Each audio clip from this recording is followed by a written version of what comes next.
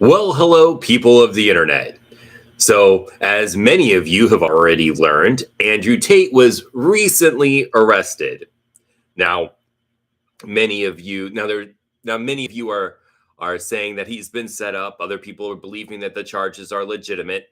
But I want to analyze what got Andrew Tate in this situation from a moralistic position. One, I want to say Andrew Tate made a lot of enemies. He went against the grain, and he might have said things that, well, may be considered uncomfortable truths by many people. Other people, complete lies. I mean, it really depends on who you ask.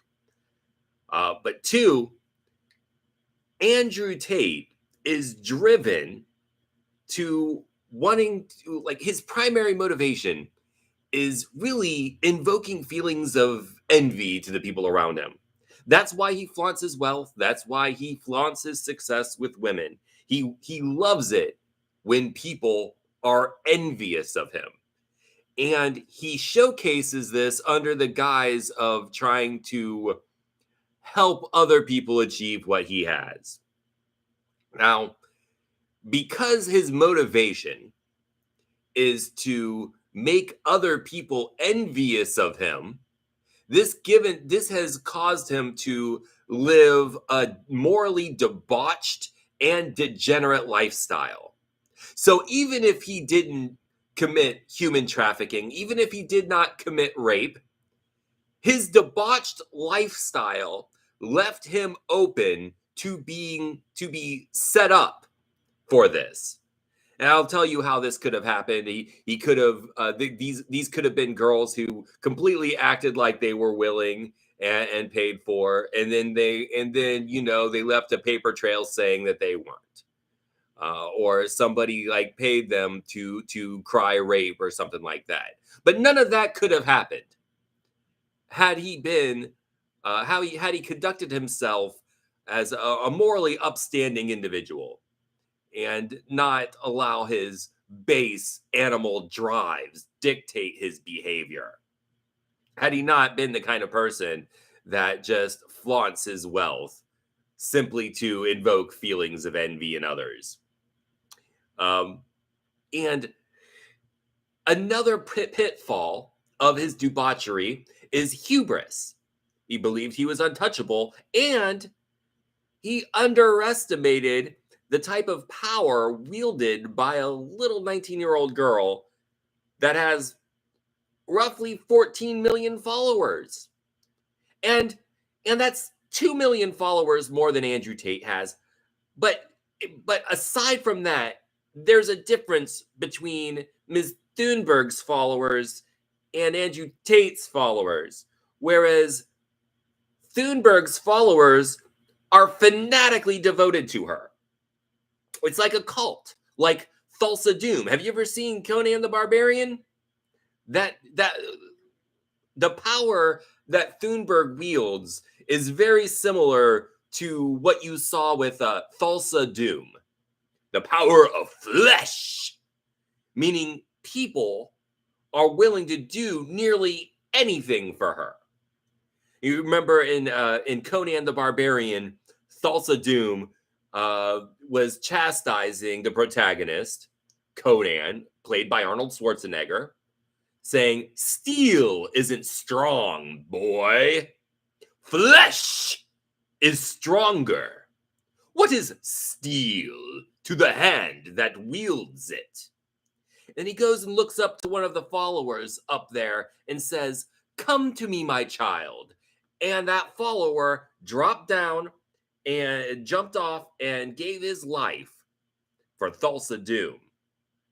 That is similar to the power that Thunberg wields. They're willing to do nearly anything for her. Many of her followers, many of her fanatic devotees went into a museum and defaced century-old oil paintings for her. They would sprinkle oil on sporting fields for her. That's power. That is power that you don't underestimate. But he did. He thought she was nothing. She has what I call social arte, which means she can get people to do things for her without having to pay or compensate her. Okay?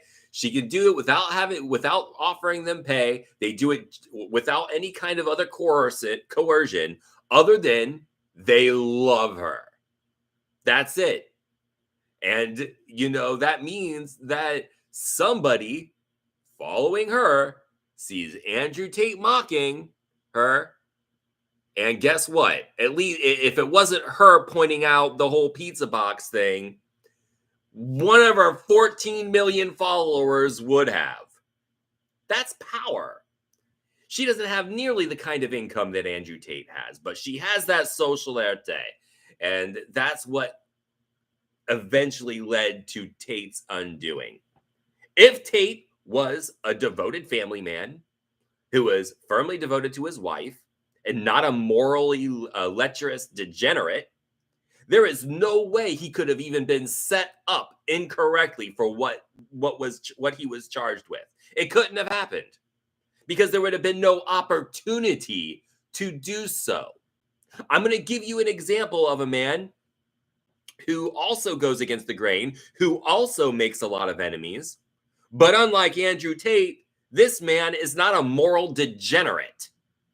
And that would actually be Eric July.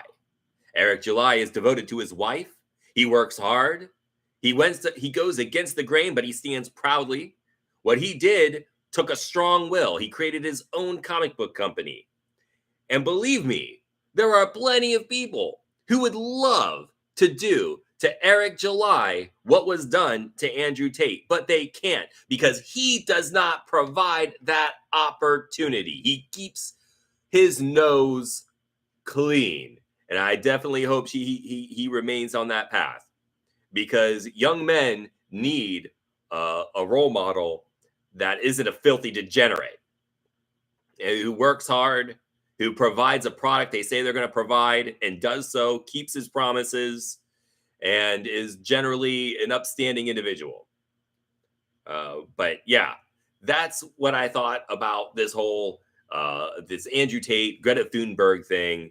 And I figured while I'm at it, I would actually put in an example of somebody that you actually could look up to, you could emulate it, and how you could see the way somebody got ahead in this world in a healthy way that still requires strength and still requires courage.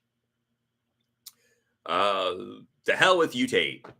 More power to you, Eric July. I can't wait to see Isom #2. I loved Isom #1.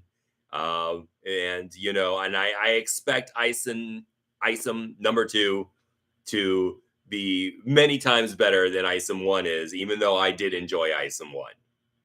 Okay, well, that's me with the current events. See you next time when something interesting happens. All right.